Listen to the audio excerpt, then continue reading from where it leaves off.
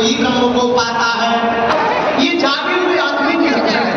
जो जाग जाता है वो समझ जाता है, वो दुख को भी सुख बना लेता, अपमान को भी सम्मान बना लेता है, वो अपयश को भी यश बना लेता,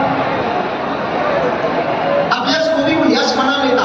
कोई गाली दे तो वो कहता भाई महाराज आपको ये गाली दे रहे हैं, तो जागा हुआ व्यक्ति गाली सुनकर के नाराज, अब जैसे तुम बैठे अबे हम तुमको इतनी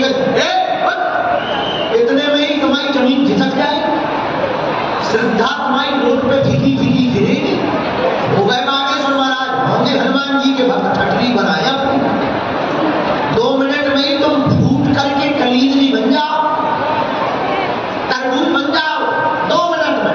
केवल हम इतना मत कर देंगे ठटरी के बने, तुम 2 मिनट में फूट जाओ, 2 मिनट में हमसे टूट जाओगे, हमसे छूट जाओगे। लेकिन मेरे पागलों, बुद्ध पुरुष महापुरुष जागा हुआ व्यक्ति वो नहीं है जो 2 मिनट की गाली सुनकर के अपमानित हो जाए, परेशान हो जाए। मेरे यारों, जिसकी निंदा होती है वो आदमी जिंदा होता है। तुम्हारी निंदा हो गई, समझना तुम जिंदा हो, और जिस दिन तुम्हारी निंदा बंद हो जाए समझना तुम समाज की नजर में मर चुके। निंदा से घबराना, अपयश से घबराना नहीं। हाँ, कदम पूरे मत करना, काम पूरा मत करना, वरना घाटा खाओगे। अगर तुम सत्य पर हो, अगर तुम सत्य की राह पर चल रहे तो पूरी दुनिया तुम्हारे खिलाफ हो जाए, लेकिन मेरा परमात्मा तुम्हारे साथ रहेगा। तो मेरे पागलों, एक दिन सत्य की जीत होगी, निंदा करने वालों के मुंह पर तमाचा लगेगा। जो जिंदा उसकी निंदा, इसलिए घबरा। जागा हुआ कौन? जो इससे परे हो जाए, जिसे न निंदा सताए, न अपमान सताए, न अपयश सताए, जो दुख में भी मुस्कुराए। क्यों? भगवान से बड़ा प्यारा गीत है, सुख भी मुझे प्यारे हैं, दुख भी मुझे प्यारे, क्यों छोड़ूं मैं किसी भगवन, छोड़ूं मैं किसी भगवन, दोनों ही तुम्हारे, सुख भी मुझे। कहना सरल है पर कांटा लग जाए बड़ा दर्द होता है। स्वामी विवेकानंद की एक बात हमें बहुत याद आती है। हमारे आचार्य श्री स्वामी विवेकानंद कहते हैं, जिनके पांव में कांटे लग जाते हैं उनके पैरों की रफ्तार बढ़ जाती है। जिनके पैर में कांटे लगते हैं उनके पैरों की रफ्तार बढ़ जाती है, उनकी चलने की रफ्तार बढ़ जाती है। जो तेज गति से चलता है वही मंजिल पर जाता है।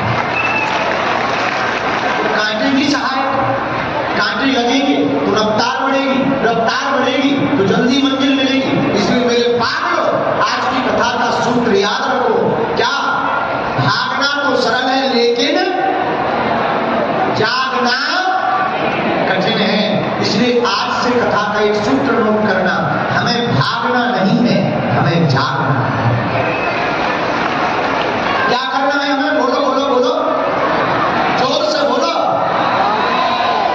लेकिन ये कहना सरल है, मानना बड़ा कठिन है, क्योंकि ये मन तत्क्षण दुखी होता, तुरंत सुखी होता।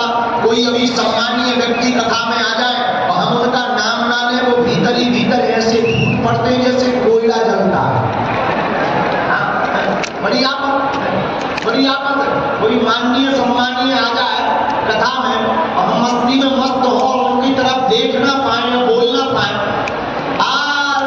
ऐसे जल जाएंगे जैसे भट्टी में कोयला जलता है। हाँ, तो उन्हें कथा नहीं पूछाए, उन्हें तो लगे कि बाहर में होंगे बाकी जो सरकार अपने लिए। बुरा न मानना, यही चीजों पर विजय पा लेना, जाग जाना है। मान अपमान और सम्मान से ऊपर हो जाना, इसी का नाम जाग जाना है। ये है मुझे तो केवल हनुमान। बोलो सीताराम, जोर से बोलो और जोर से बोलो। भाग लो, आज के बाद हमें भागना नहीं है। क्या करना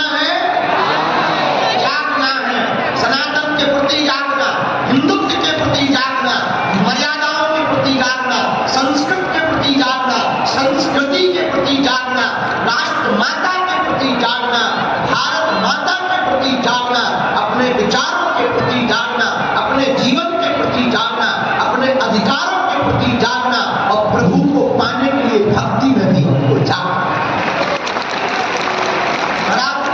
जागने का उपाय क्या? दो उपाय हैं, एक ज्ञान एक ध्यान। एक ज्ञान एक ध्यान। ज्ञान कहां से मिलेगा? जिसके पास ज्ञान होगा उससे मिलेगा। किसके पास ज्ञान है? हमें तो एक जगह मिला, जय हनुमान। अपने से नीचे वालों को देखोगे तो सुखी हो जाओगे, अपने से ऊपर वालों को देखोगे तो दुखी हो जाओगे। अब तुम बड़े लोगों की अपनी बराबरी करो, फलाने के पास गाड़ी है, चार्टर्ड है, प्लेन है, हेलीकॉप्टर है, खटकी के भले उसने किया सुख है, तुम क्यों मारे जा रहे हो? तुम्हारे अंदर क्यों आग लगी है? तुम कर लो। अपने से नीचे वालों को देखो, इसी का नाम है जागना। क्या नाम है इसका? बोलो, जागना। जो जागता वही ब्रह्म को पाता